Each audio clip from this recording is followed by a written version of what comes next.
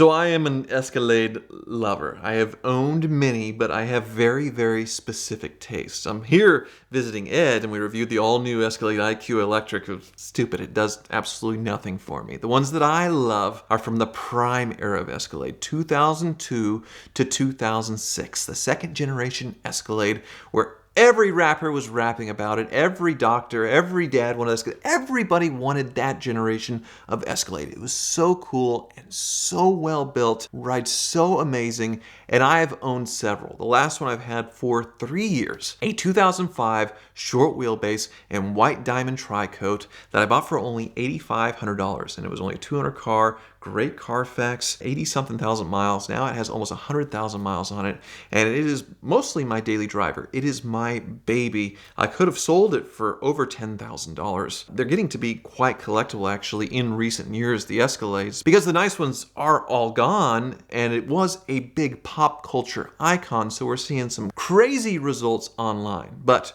what I haven't owned is the holy grail for me. And that is a Riptide Blue, a very specific color, EXT Escalade, which is the rarer truck version. The same body style as the Chevy Avalanche, which has the short bed that can fold into the cabin in a really cool engineered contraption. It's very funky with the side saddles and just the look of it. It's ridiculous, it's goofy, but it's really hard to find a nice one in that color. Some of my dealer buddies, they know I've been looking for one for years. So the first one, I came close.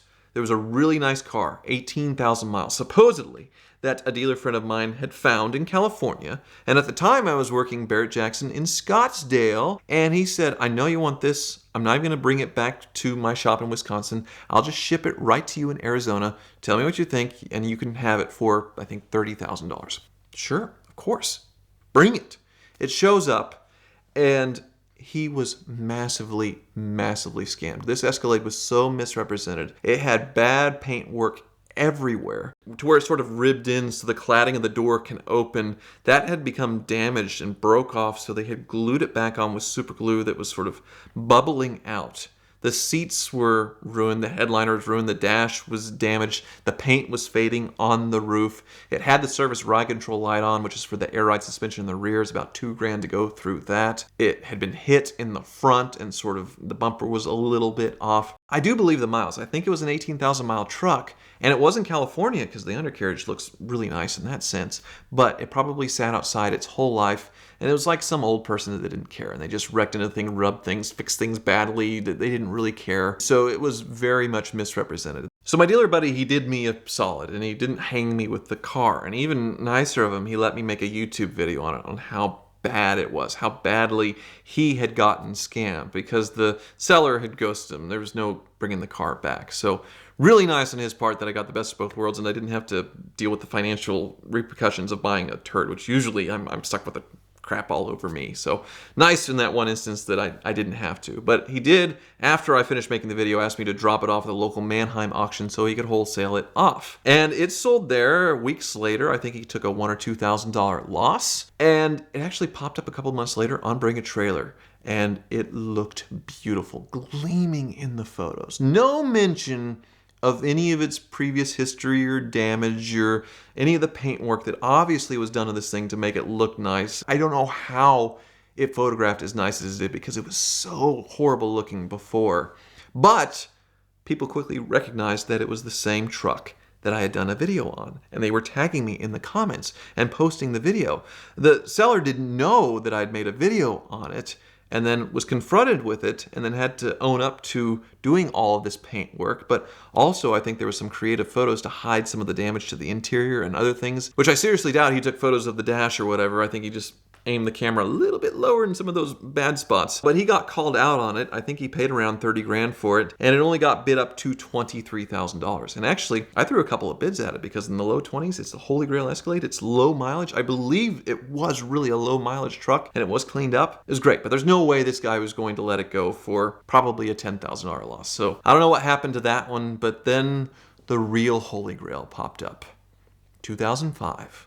EXT Riptide Blue with 1,700 miles on it. One owner kept at their second or third property or whatever, barely driven, brand new in the wrapper. And it got traded in to like a Chevrolet store.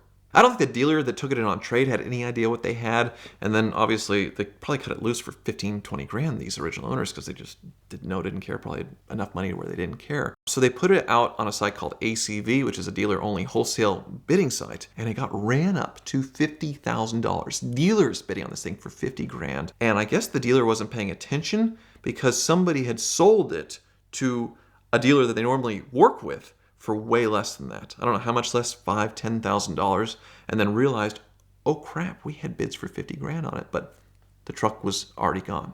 So not long after that, the dealer put it on Bring a Trailer, and it was the Holy Grail Escalade, but I'm not paying $50,000 for it. As much as I love Escalades, I can't do it. I literally can't do it right now with my financial situation. Still, even if I was flush, for 50 grand, I'm not buying the Holy Grail Cadillac Escalade, but I was the high bidder at the auction for $33,000.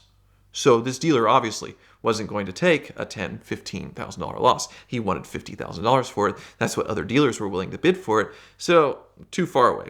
We couldn't make a deal. And I just figured my Holy Grail Escalade dreams are totally gone. But then I got an email about a month later from someone claiming to be the seller of the Escalade on Bring a Trailer, saying that they had reconsidered and they were ready to sell the Escalade. And I asked, how much? And they said, well, whatever you think's fair. I know you bid $33,000, but whatever you think. And I knew it was a scam from the start because I communicated with the seller. I knew the selling dealer still had it. It was some old lady type name that they use in all these scams where it's English, but it's sort of weird. And the wording of the emails, they're sort of like Google Translate or AI written, clearly like English, not the first language kind of thing. And so I said, well, I'm willing to buy it for what I bid if you're willing to sell it for $32,000. Oh, absolutely. Yes, we'll sell it to you for $33,000. And this is a big problem right now with Bring a Trailer and other auction sites, where if your username, which mine's Hoovie's Garage, matches an email, say at Gmail or Yahoo or AOL or whatever, they'll put the username, attach it to that at AOL.com or whatever, and send out these blind emails to the underbidders or the high bidders where the reserve's not met and try to scam you. So Bring a Trailer is recommending now that you change your username to something that doesn't match one of your emails. So that's how they got into contact with me, but the scam was actually pretty convincing because they sent a bill of sale, and then I asked for a title,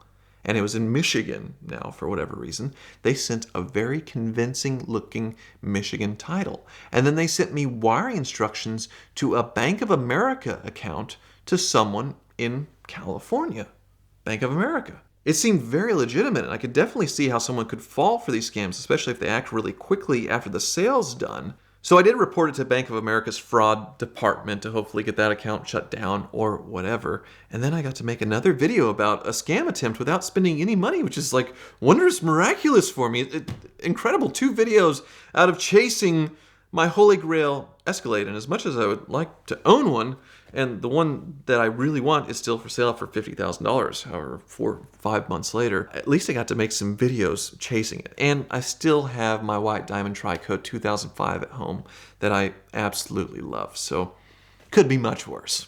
And I don't think I really have evolved much past 2004. Deep in my loins, I'm just '04 rich, and that's sort of the cars that I chase in my collection that were ballers, like the most expensive cars of that era that are now heavily depreciated, and the Escalade is an amazing example of that. Ed's in town filming Car Trek, which will be on VINwiki soon, and we thought we should give a little addendum to the video because, well, 2 things have happened. Number 1, I got very close to the Holy Grail right here. This is my daily driver with 100,000 miles. This one, a 16,000 mile EXT that looks brand new in the wrapper, and it actually set a record for a Bring a Trailer sale a couple of years ago. I traded some cars and bought it for considerably less than that, but look at it, it's just stunning.